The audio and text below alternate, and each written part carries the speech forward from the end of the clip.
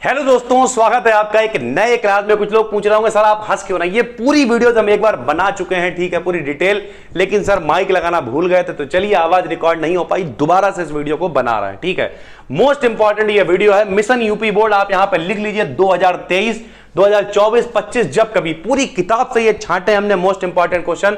जो लोग भी 2023 का सपना देख रहे हैं, यूपी बोर्ड बायोलॉजी, अगर आपने इतने क्वेश्चंस कर लिए सर, 50 से 60 ये क्वेश्चंस हैं पूरी किताब से। कुछ लोग कहेंगे सर बहुत हैं, नहीं सर, पहला चैप्टर आप मॉडल उठा के देखिएगा कितना सब कुछ है। यहां पे 1 2 3 4 केवल 8 क्वेश्चन छांटे गए हैं, यानी पूरी किताब से जितने इंपॉर्टेंट क्वेश्चन है वो यहां पर हैं। और कहीं ढूंढने की, कहीं कोर्सबाजी के चक्कर में जरूरत पड़ने की नहीं है। नीचे डिस्क्रिप्शन में हमने एक प्लेलिस्ट दे दी है, ज्यादातर चीजें उसमें हमने करा रखी हैं। जो चीजें नहीं कराई हैं आप हमें कॉमेंट करके बताएंगे, और चैप्टर वाइज आपको बहुत जल्द इसी चैनल पर क्लासेस मिलना स्टार्ट हो जाएंगे, ठीक है सर। तो बिल्कुल भी टेंशन की कोचिंग बाजी, ठीक है, या फिर हवाबाजी करने की जरूरत नहीं है, बिल्कुल टेंशन मत लीजिए। यहां पर पहला चैप्टर है पुष्पी पादपों में लैंगिक जनन। इसमें कुछ टॉपिक इंपॉर्टेंट है। लघु बीजाणु जनन आपको पता होना चाहिए, बहुभ्रूणता, द्विनिषेचन, परागण, नर युग्मकोद्भेद, भ्रूणपोष, असंग जनन, पुष्प में निषेचन के बाद क्या परिवर्तन होते हैं, ठीक है सर। दूसरा चैप्टर है मानव जनन। इसमें फर्टिलाइजन आपको पढ़ना है और एंटी फर्टिलाइजन पढ़ना है, भ्रूणीय झिल्ली पढ़ना है। मानव में वृषण में पूछ लेगा, मानव में वृषण उदर गुहा के बाहर क्यों होते हैं, इससे रिलेटेड क्वेश्चंस हो गए। विदलन हो गया, समसूत्री कोशिका विभाजन हो गया है, आर्तव चक्र हो गया है, शुक्राणु की संरचना पूछ सकता है लॉन्ग में, नर जनन तंत्र, मादा जनन तंत्र, ये सब लॉन्ग में आते हैं और ये सब कवर किए हुए हमने प्लेलिस्ट में, डिस्क्रिप्शन में दे दी है प्लेलिस्ट, ठीक है सर। अपरा हो गया, युग्मक जनन हो गया और निषेचन हो गया।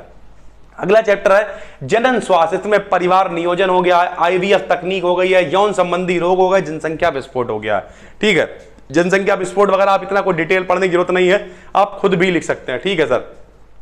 वंशागति व विविधता के क्या सिद्धांत है, तो उसमें मेंडल का नियम मोस्ट इंपॉर्टेंट है। रुधिर वर्ग आपको पता होना चाहिए। लिंग सहलग्न रक्षण और लिंग सहलग्न गुण क्या होते हैं। फिर समयुग्मजी, विषम युग्मजी में अंतर भी पता होना चाहिए।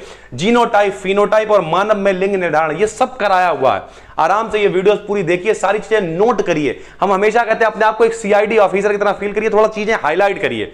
ये सब आपने नोट किया और देखा कि अब हमें ये तैयार हो गया, ये तैयार हो गया, 2 से 3 महीने के अंदर आप बायोलॉजी में 70 में 70 का पेपर करके आएंगे, ठीक है सर। वंशागति का आणविक आधार अगला चैप्टर, जिसमें आनुवांशिक कूट मोस्ट इंपॉर्टेंट है। मानव जीनोम परियोजना, डीएनए आरएनए क्या है, यूक्रोमेटिन और हेटेरोक्रोमेटिन क्या होता है, अनुलेखन और डीएनए का वाटसन क्रिक मॉडल जो आपने हाई स्कूल में भी पढ़ रखा है, ठीक है।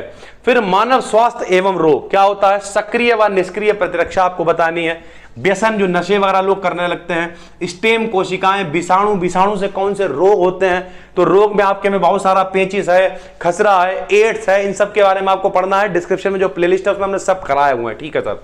फिर टीकाकरण हो गया, इंटरफेरॉन हो गया, इनके बारे में आपको पता होना चाहिए।